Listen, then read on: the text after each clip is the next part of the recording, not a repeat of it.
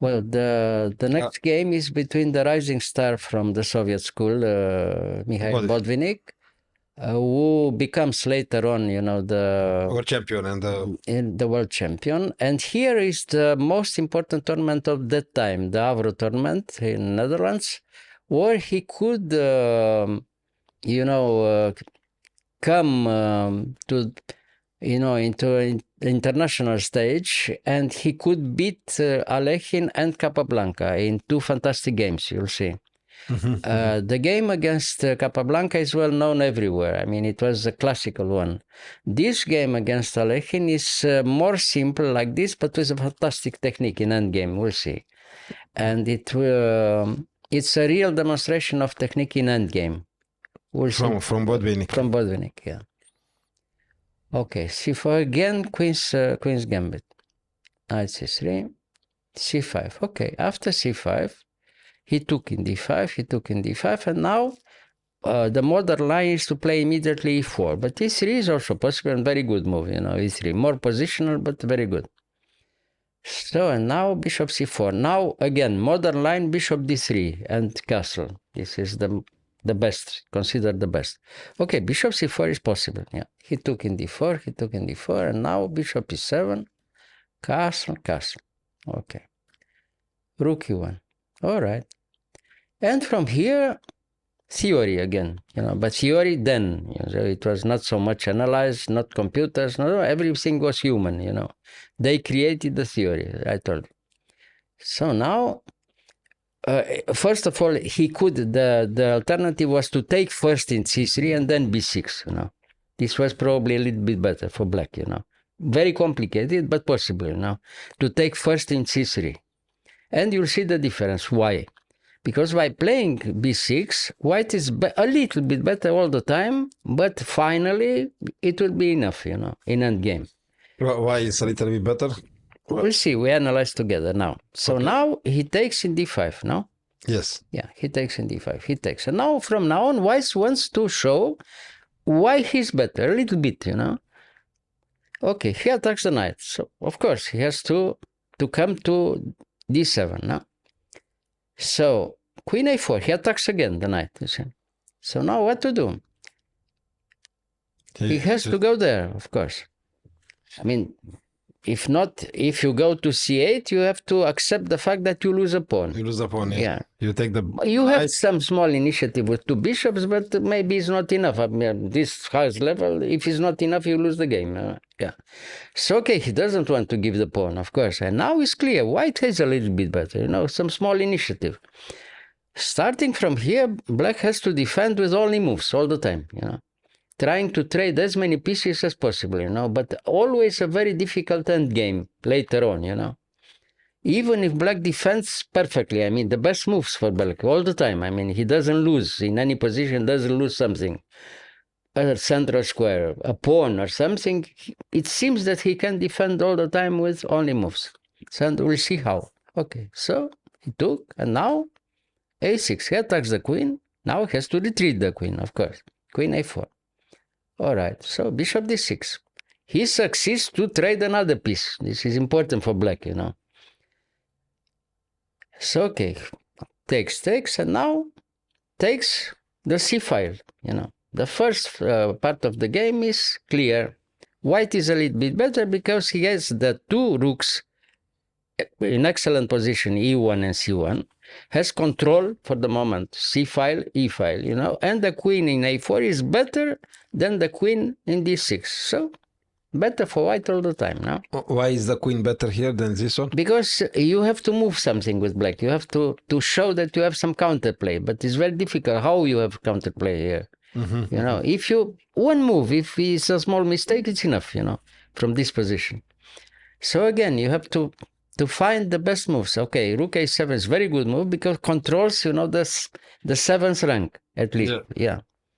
Okay, so queen c2, white doesn't give, I mean, after queen rook a7, he wanted in some positions to play rook c7 or rook e7, So he takes the possibility rook c7. Doesn't let you to go there, queen c2. And in some other positions, maybe has an idea to attack in h7 with knight g5. But okay, in this game was not necessary. Now, rook e7, it seems the best. No, he took. He could trade another piece, And white now wants to play an endgame.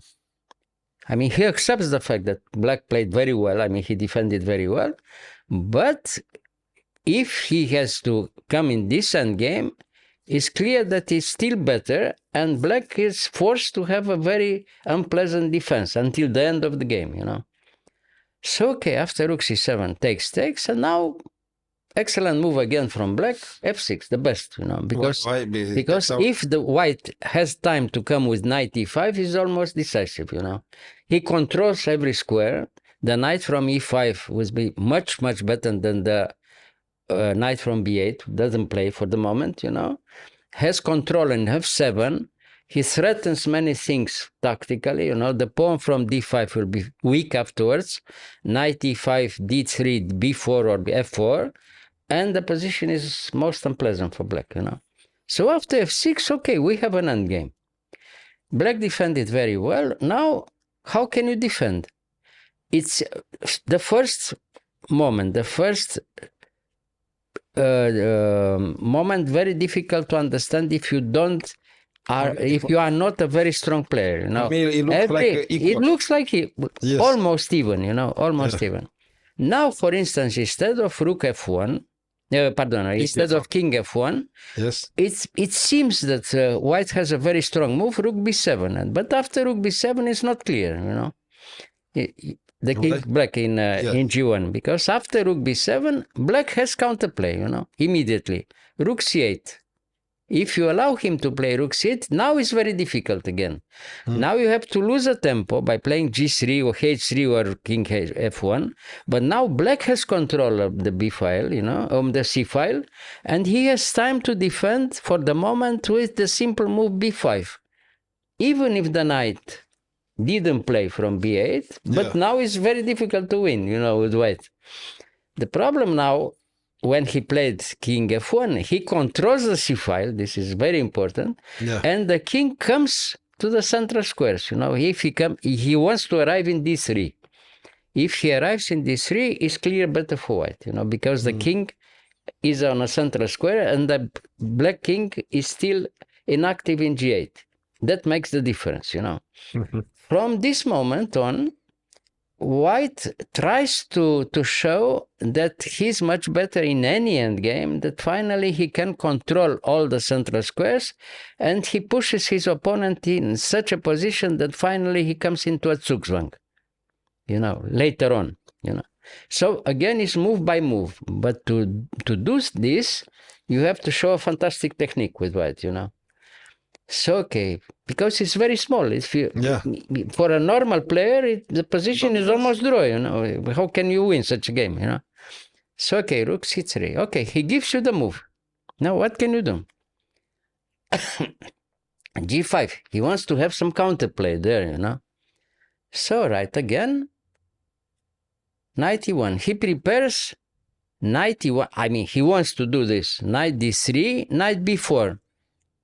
And he wants to take you the pawn. You see, this is the idea. But first of all, he wants to give you the possibility to go, wrong, or to play in a much active way on the king's side, h5, I mean, that's a normal move, h5, but it's not so good. We'll see why. Because that makes a small weakness on the king's side. And now, very good move, h4. You see? Now, if he can trade the h pawn for the g5 pawn, it's much better for white, because the knight from h4, if the knight comes back to h4, controls the central square from f5, and the position is almost Zugzwang for black, you see. This is the first thing. If you push the pawn later on with g4, like in our game, like their game, then white has the possibility to come with the knight in f4, and from f4 he attacks both h5 and d5. Again, very good chances to win. So, of course, black happy that he could move finally the knight, played knight d7, and at least he had the possibility to come back with the knight in d7, Okay, so now rook c7, again, he attacks immediately, you know. So you have to play rook f7, and now he forces you to take a decision. Knight f3, back, you see. Now what to do with black? You have to take in h4, which is bad. I told you why is bad. Or play g4. Now after g4, again, white is very happy because he has the possibility to arrive with the knight in f4. If he can arrive in f4, you are lost with black, you see. Because it's impossible to defend both in h5 and d5. Yeah. So now you see the difference. In a few moves, we come from such a position where it was very difficult to see why it was better for white, in such a position where it's clear why it's much better for white, you see? But black wouldn't play something else to maybe to avoid this very situation? Difficult, you know, even if he could, it's very difficult to find because they had only some pieces on board. Yeah. And it was very difficult to find a move, you know. What kind of move could he find? You know, the knight from b8 was very bad. The rook from f7, if you play something wrong, you lose a pawn immediately. So now if he moves he wants to move the pawn in f4, even if he gives the pawn in f4, he is happy, you know, not to let white to come with the knight in f4. Because if white comes with the knight in f4, it's completely winning immediately, you know. So the only way to do it was like this.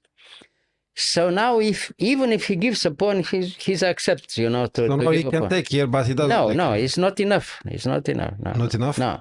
Now it starts the second part of the game, trying to put the opponent in Zugzwang. Yeah.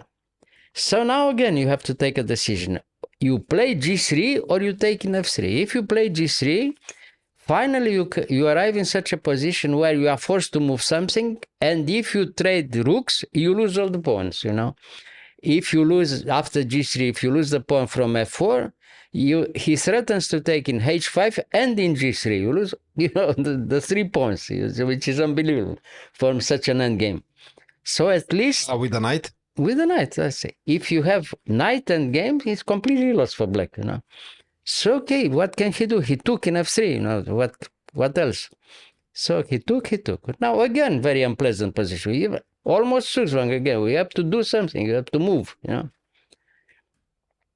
Okay, for Zugzwang. Now, you can move only the king, because if you move, for instance, knight f6, you are immediately lost. He takes in f7, then you lose the pawn from f4, and afterwards it's very clear. Yeah, so now what to do? King f8, you know.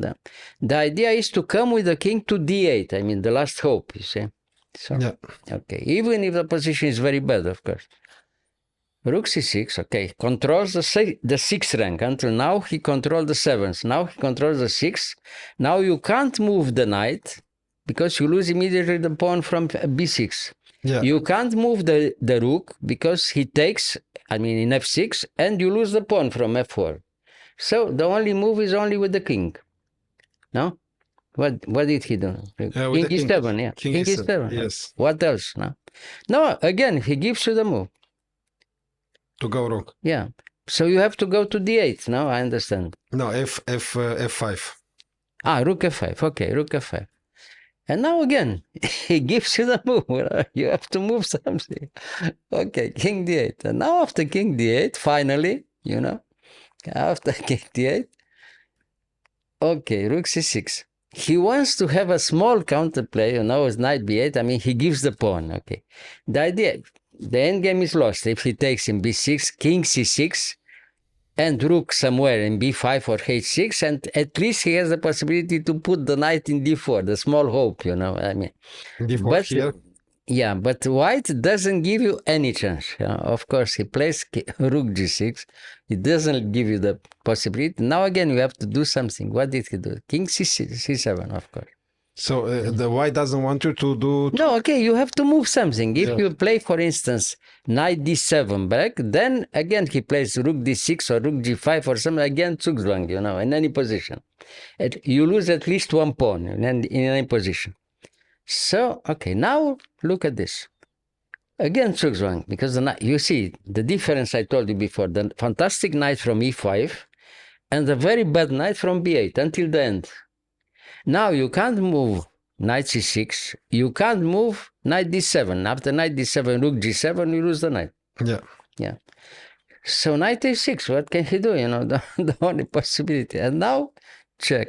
Sora came. Very sad position for black. So again, zugzwang again. You see? Two possibilities, rook f6 or knight b4. Knight b4, complete winning endgame for white. Rook f6, you lose the pawn from this 5 with tempo, you know. Rook f6, check in e7, and you lost the pawn from d5. Well, you lost the pawn, you can resign, of course. So rook d5, rook d5. Now again zugzwang. Every position is zugzwang. Look, this is unbelievable, you know. But it's very clear because the technique was very high, you see. He gives you, in any position, he has complete control, you know. Yeah. You can't move, you know. So knight b4, desperate to move something, you see. So now he takes, and king d3. Oh, no, he took the pawn. Okay, he took the pawn. He can do even this. Now, if he takes in d4, Yes. after rook b5 again, zugzwang, you know. Rook b5, he plays, for instance, king c7 now. And after king c7, h5. He goes away with the pawn. Somewhere you can take the pawn, let's say, you know, from h5, but you lose both pawns from b4 and f4, you know. Rook takes b4, rook takes f4, and okay. The rest is elementary, like this. A small master could win against the world champion, such a position, you know. So the rest of the game is not important until the end, of course. White won immediately in a few moves.